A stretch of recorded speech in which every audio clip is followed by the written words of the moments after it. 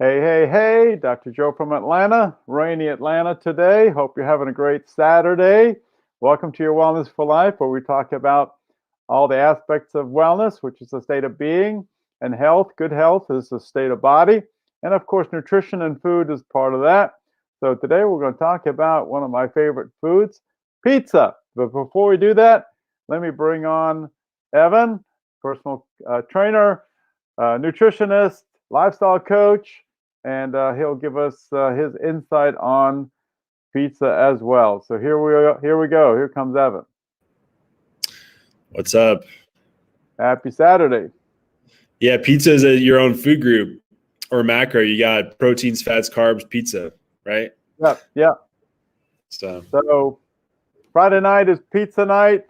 Your mom and I, we made a pizza last night, and I controlled all the ingredients. Normally, when your brother is in town, he likes to join us for pizza. We order from Mellow Mushroom or somewhere else, and we have a store-bought pizza.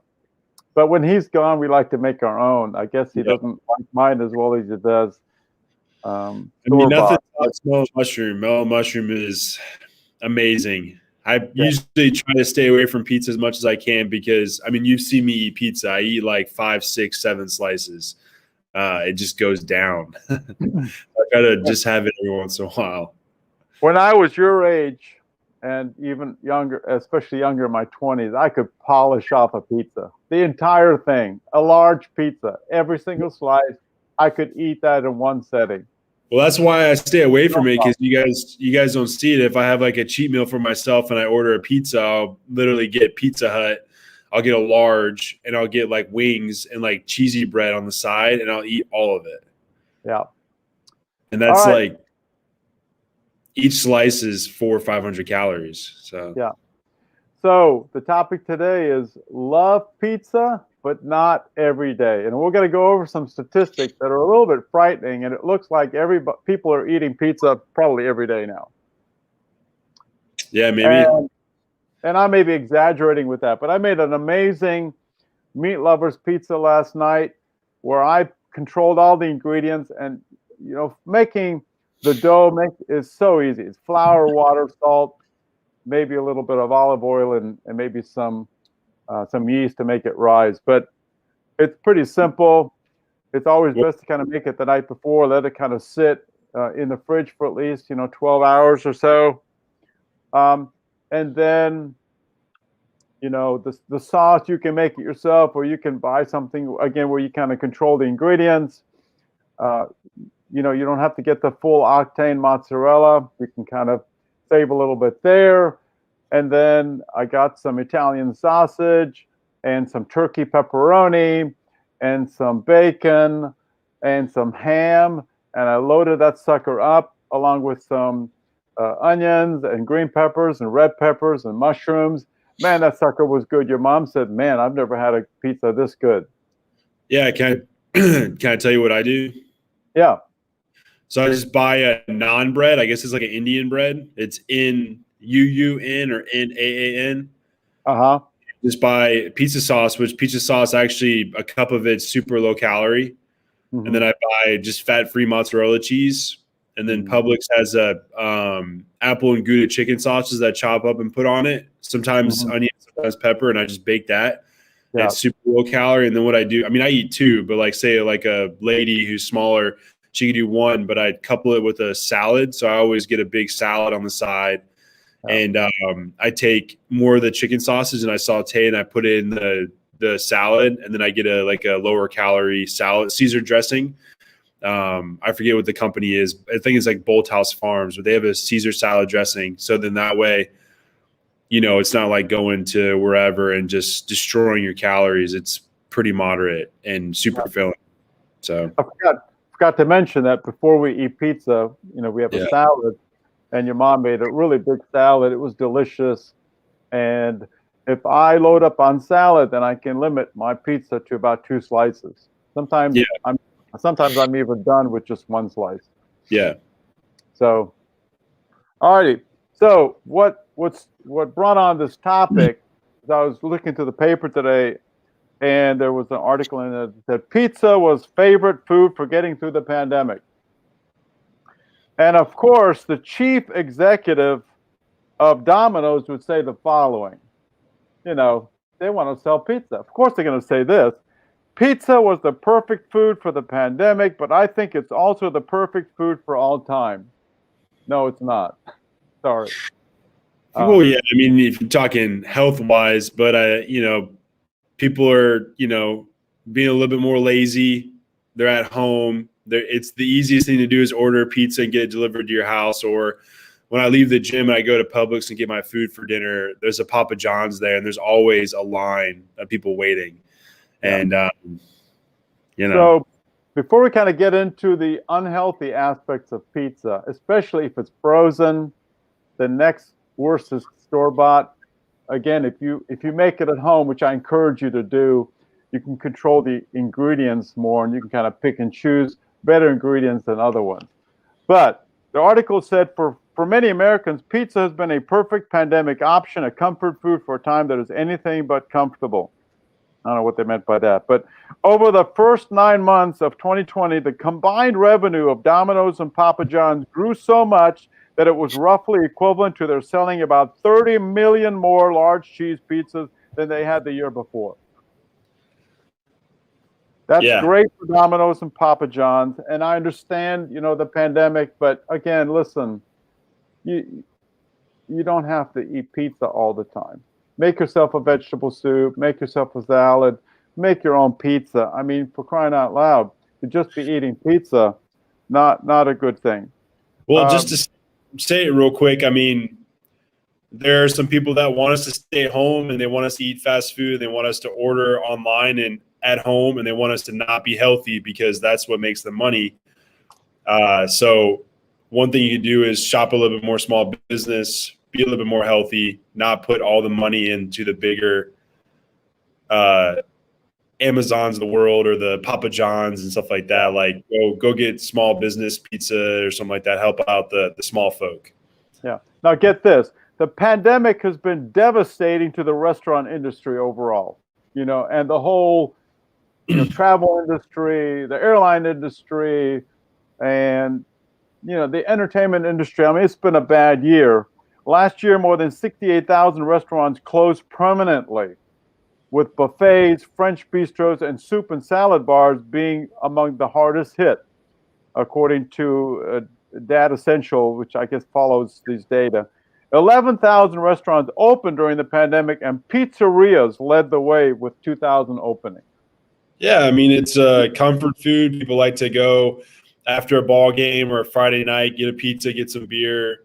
I mean, I'd love to do that too every week, but I kind of care about my physique a little bit. And funny, we're talking about this. I was driving through Winery yesterday and getting my healthy food from Publix to eat at home. And I was wondering where there was a Pizza Hut restaurant. You know how pizza used to be like you could order out, but you could also go in. And they had closed down. I was like, oh man, where'd they go? And they were across the street in a 2,000 square foot facility just doing delivery and pickup. I was like, that makes sense. Yeah. That makes sense.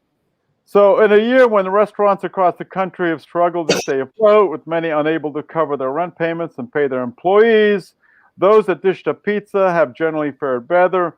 Sales of pizza grew as much as 4% last year, according to Technomic, a food industry research and consulting firm.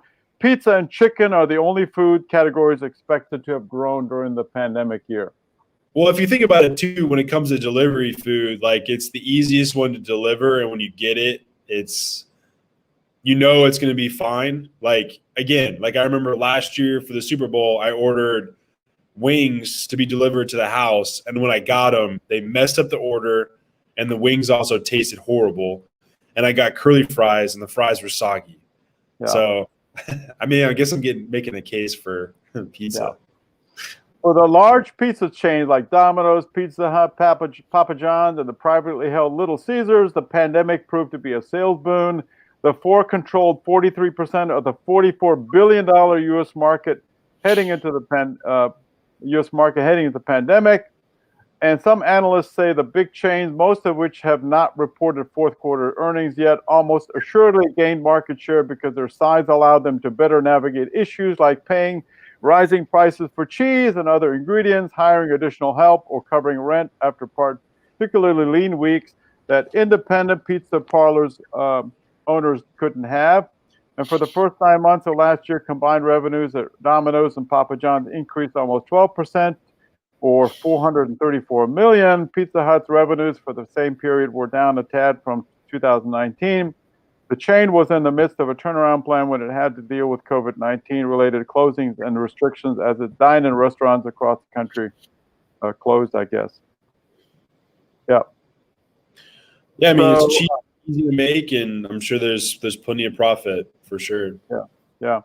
And one of the things that that they did is television commercials. So a lot of the bigger chains that have deeper pockets, obviously, as demand soared during the pandemic, Domino's rushed to hire 30,000 people, which is good for the economy. So I don't want to talk this down too bad, but they ramped up its production of the dough that was sent to all locations and faced occasional shortages of ingredients like meat. Producers shut down because of coronavirus outbreaks.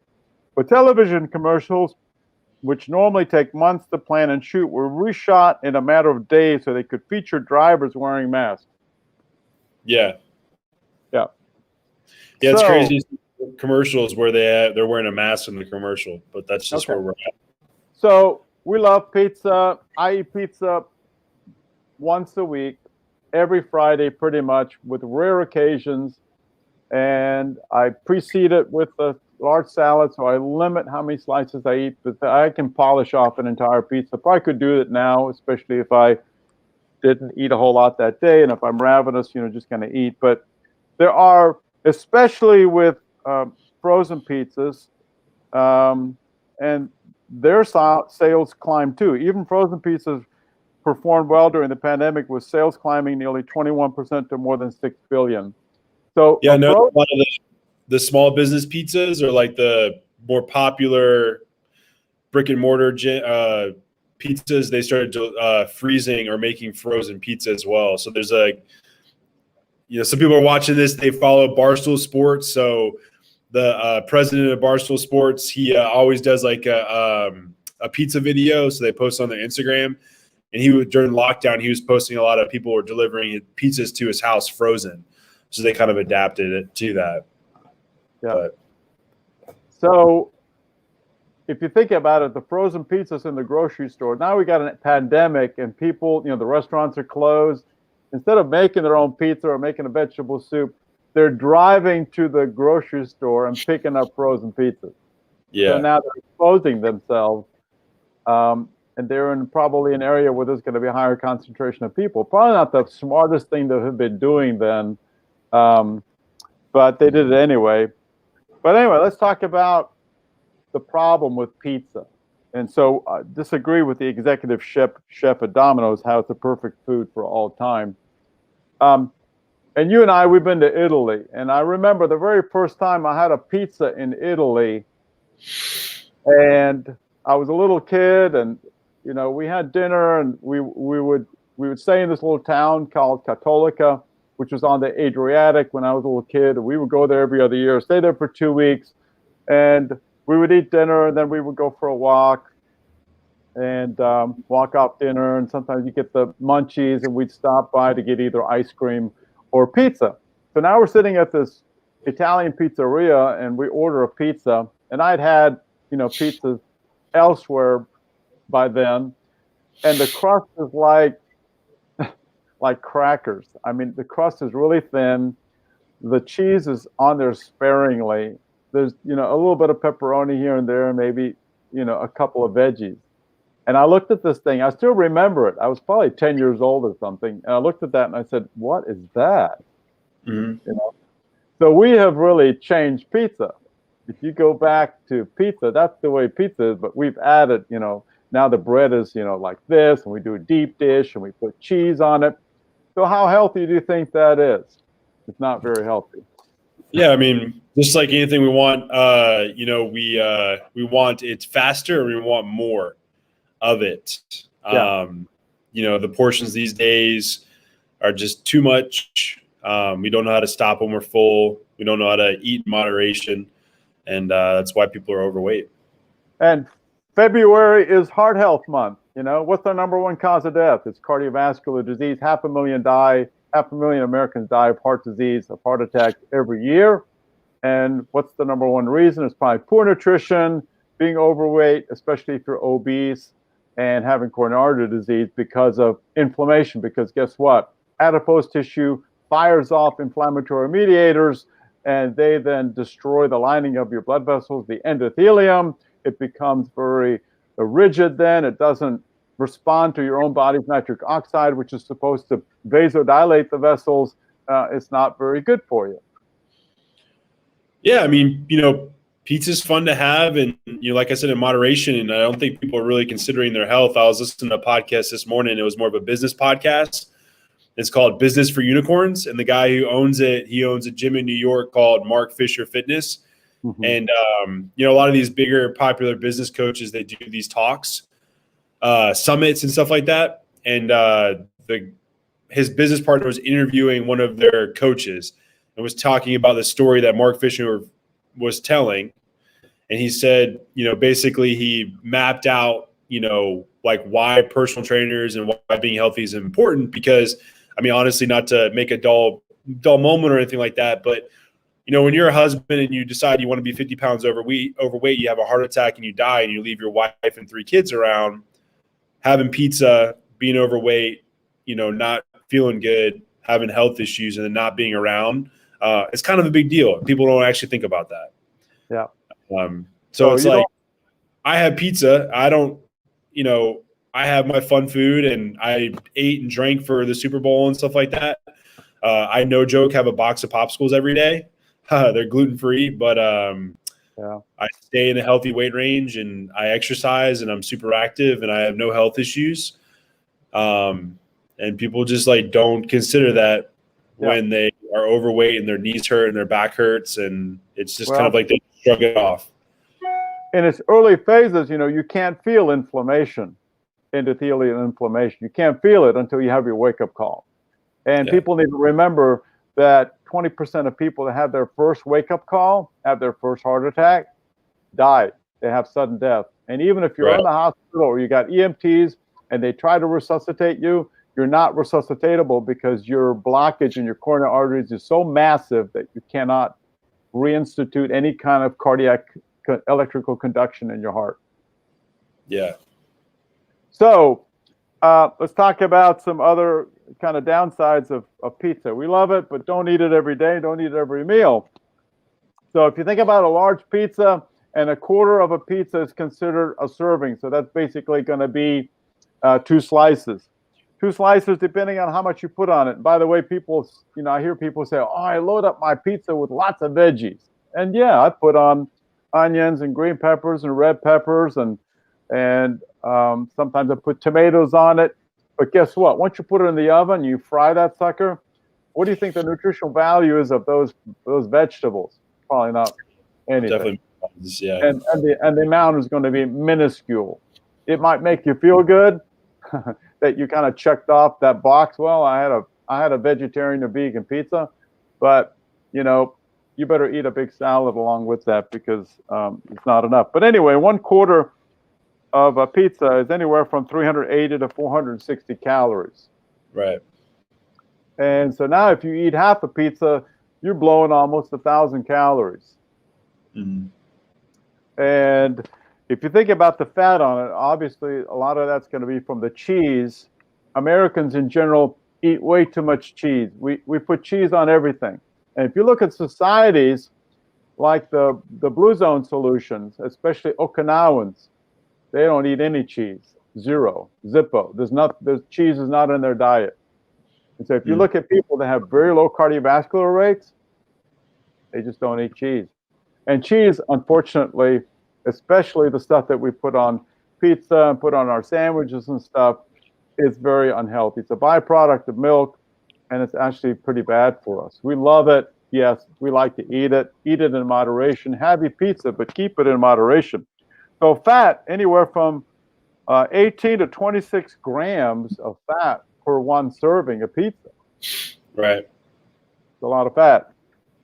Sodium, anywhere from up to 900 milligrams of sodium, which is in 2 slices. That's 34% of your daily sodium RDA recommendation. Yep. Lots of sodium. And then, especially if you get it frozen or store-bought, especially the frozen one, they're going to load it up with some sugar in it. It's going to have high fructose corn syrup in it. It's going to have MSG in it. It's going to have other colorings and preservatives in it. And collectively, it's just not going to be very good for you from a nutritional standpoint.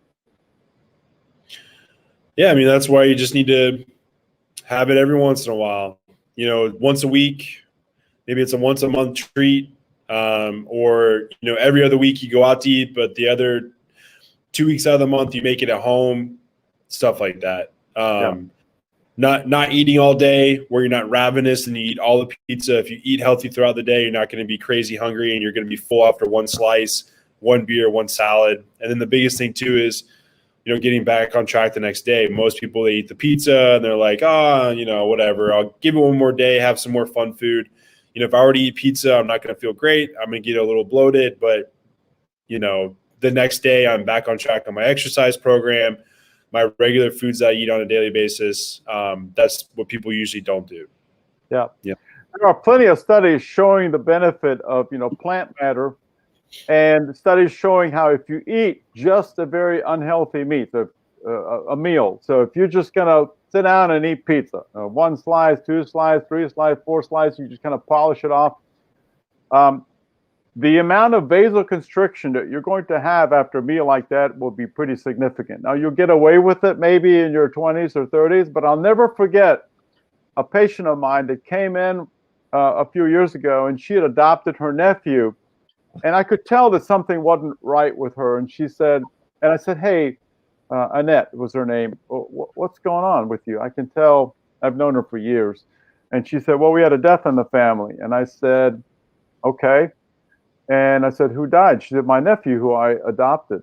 And I said, he's kind of young. She said, yeah, he was 22. And I said, and I thought, he died in a car accident or something, some kind of traumatic thing. And I said, so what did he die from? She said, he had a heart attack. And did an autopsy and had complete blockage in his arteries. The next question I asked her, I said, Annette, how much did he weigh? And she said 350 pounds. Yep. So those are stories that are all too often now. And we've got kids that now have diabetes that 30, 40 years ago never had diabetes. We used to call it adult type 2 diabetes, adult onset diabetes. We can't call it adult onset now because we have children. We'd have to call it children and adult onset diabetes. And, that's a mouthful, so we're going to call it type 2. Yeah. I think that kind of wraps it up. We love pizza. Just don't eat it every day. You need to eat it in moderation because it's really not the perfect food for all time. Yeah, I mean, have it and then throw it away because don't make it for breakfast the next day or, breakfast, lunch, dinner the next day. Just kind of have it a treat, finish it off and get it out of your house. And someone asked me, today or the conversation we were having, and she's like, well, what do you mean by healthy weight range? And honestly, if you're watching this and you're a lady who's not 35% or less body fat wise or male 25% or less, you should totally start working towards getting below that because, you don't want to be a 22-year-old male who's 350 pounds who passes away and can't live the rest of your life. I mean, that's just because you're overweight. Get a coach because you can learn how to mix in these fun foods while still exercise and eat well. Like we're not asking you to just live off chicken and broccoli with no salt on it and doing grueling workouts where you hate your life. Like you don't come into a gym if you get a good coach and just do burpees and, hate your workouts. Like if you find a good trainer, they're going to work you up nice and easy or starting with walks or whatever it is, Yeah. It's kind of a big deal. There's a point I wanted to make and I got sidetracked, but when I was talking about eating a fatty meal and how you get vasoconstriction after that, there's enough data now, enough studies now that show that if you precede a meal that's not quite healthy. So now you're eating a big cheeseburger or you're eating a couple slices of pizza. If you precede that meal with plant matter, so like a large salad or some kind of a vegetable thing, precede it before that fatty meal, studies have shown you don't get the vasoconstriction that you see if you just go straight to that fatty meal. And unfortunately, that's the fast food stuff, cheeseburger, French fries, Coca-Cola, and on you go. You eat like that, you're playing with fire. Yeah. Yeah. Yep. All righty. So we're going to wrap it up, and I'm going to say bye to my peeps here. All right. Catch you later. All right. Catch you later. See ya. Bye. Dr. Joe, welcome to Your Wellness for Life. I hope you enjoyed this discussion on pizza. I eat it once a week, but don't eat it every day. There are lots of reasons not to eat it every day. Too much fat, too many calories, bread, cheese, and some of the healthy stuff you put on it. Once you put it in the oven, bake it, it probably loses its nutritional value. So think twice about eating pizza every day. Unfortunately, there's an analyst who, her name is Sarah Senatore, and she noted that it may have, because of all the booming pizza that we've seen during the pandemic, may have become a go-to meal for families that found themselves on a tight budget because of falling wages or lost jobs. So if you're on a tight budget, falling jobs, you need to reach out to me, send me a message, send me a comment, and we can talk about nutrition, eating pizza in moderation, and maybe getting a home-based business started so that you can pay for your expenses and support your family. Dr. Joe from Atlanta, have a wonderful Saturday. I hope it stops raining. We'll catch you all tomorrow. God bless and bye.